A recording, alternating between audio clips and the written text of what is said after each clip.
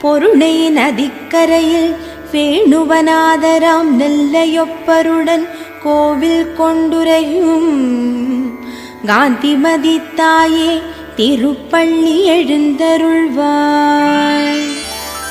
வண்டிகள் இசைக்கும் கானம் தென்றலில் தவழ்ந்து வர காலை புலர்ந்ததென சேவலும் குரல் கொடுக்க கன்றோடு பசு வந்து அம்மா என்றுனை அழைக்க காந்திமதி தாயே திருப்பள்ளி எழுந்தருள்வாய். மன்னன் ஹிமவானின் அன்பு மகளே, மானின் கனிந்த பார்வை கொண்ட மலை மகளே, மகேஸ்வரனின் நெஞ்சமர்ந்து சிவகாமேஸ்வரி ஆனவளே, காலை புலர்ந்ததம்மா காந்திமதி